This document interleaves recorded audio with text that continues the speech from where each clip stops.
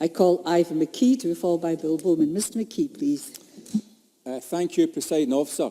This debate today is about tax, but it's also about credibility. The stark contrast between a Scottish Government that takes responsibility for putting together a budget that serves the people of Scotland and a Tory opposition that not only focuses only on the top 15% of earners, but worse than that, a Tory opposition that can't even get its numbers to add up.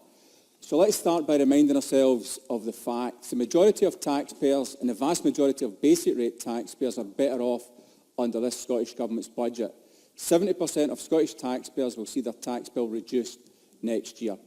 Most Scots pay less income tax under this Government's proposals than they would if they lived in the rest of the UK or under the proposals from the Tory opposition. And that is only part of the story, because individuals and families don't just look at their income tax in isolation, they look at their total tax position. And with council tax increases capped at 3% in Scotland, but the rest of the UK seeing increases of up to 6%, the average council taxpayer in Scotland is now almost £500 better off than they would be if they were down south. That's real money for real families, and it counts. And what also counts is the higher level of services that the people of Scotland benefit from. No tuition fees, no prescription charges, and the best performing health service in the whole of the UK. So let's be clear, Scotland is the lowest tax part of the UK, and it's the fairest tax part of the UK. And this is a budget that delivers for business. Business organisations demanded shifting increases in business rates from RPI to CPI, this delivered by the Scottish Government. Continuing with the small business bonus, meaning that more than 100,000 Scottish small businesses pay no rates at all, and total business rates mitigation in Scotland of £660 million, real help to real businesses delivered by this Scottish Government.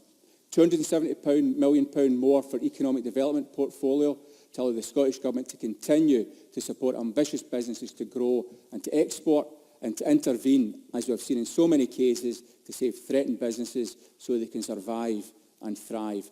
£600 million for the rollout of super-fast broadband to 100% of homes and businesses in Scotland by 2021, putting the tiny sums invested by the UK Government in this programme into embarrassing perspective. The Scottish Government doing the heavy lifting to bring Scotland's internet infrastructure up to world-class levels, despite broadband rollout being a reserved responsibility. Westminster not at the table. And with an eye on the future of manufacturing industry in this country, key to our export growth agenda, investing in establishing the National Manufacturing Institute, welcomed by business organisations across Scotland. And on income tax itself, the Scottish Council for Development and Industry is clear. This is a progressive and mature use of Scotland's income tax powers, they say. Because this is a budget focused on economic growth, and it's a budget that's economically literate with numbers that actually add up. Meanwhile, from the Tories, all we hear is jam tomorrow. Extra demands for public spending that Tory members stand in this chamber and demand every day of the week. Now the more than 100 demands for more public money, uncosted and just as well because they've no idea how to pay for it. And that even before the question is asked how the Tories' alternative reality budget would pay for public sector pay increases, all the investments I've outlined that business organisations are crying out for. And that before they explain how they would fund tax cuts for the better off, or how they would fund the £200 million cuts in Scotland's revenue spend budget next year as a consequence of cuts by their colleagues at Westminster. So, indeed I shall. Mr Fraser didn't give way to me twice, but I shall give way to him. Murdo Fraser. I'm sorry, Mr McKay, I took 4 interventions, I think, in the course of my opening remarks, and there's only so much joy you can have in the course of a short debate.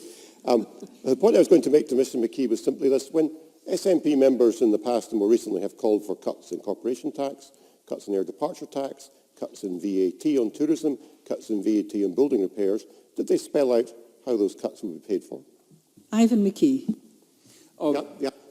And Mr Fraser is well aware, corporation tax was a proposal for after independence, and clearly after independence, when we have full control of all the levers, then it's a very, very different position. At the moment, we don't even have corporation tax. So if Mr Fraser would be happy to join with us in asking for corporation tax to be devolved, then we could have a discussion about what that corporation tax level should be. So where is all this extra money supposed to come from, the Tories are asking for?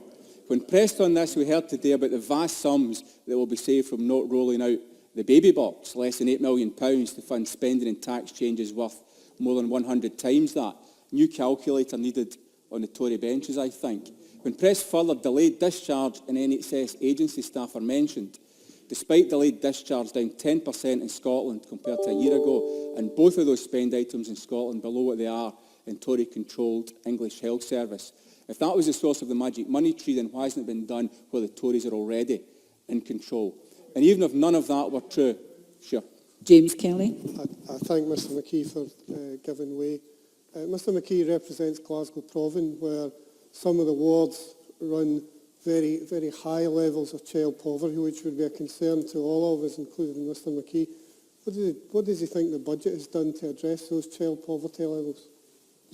Ivan McKee. As Mr Kelly is well aware, we've taken steps to reduce the tax that the lowest income earners are paying in Scotland. We've also taken steps to remove the pay cap so that public sector workers are getting paid pay increases that they deserve. But what we're not doing is making up monopoly money like Mr Kelly and his party are to fund things that don't exist. That's the difference between us and them. We're credible, we can deliver. They just talk about monopoly money and talk about ignoring the economic reality as expressed by the SFC. So, and even if none of that were true, the Tory party's plans would still not stack up, if none of that extra money would be available to fund their tax or spend plans in the coming year. Presiding Officer, the reality is that this is indeed economic illiteracy from the Scottish Tories. It does their credibility no good, and if they want to be treated as a credible opposition in this place, they have to do better. In conclusion, Presiding Officer, this government's tax plans are credible, they're costed, and they serve well the people and the economy of Scotland, and that's why this Parliament should support this Scottish Government's tax plans. Thank you very much, Ms McKee.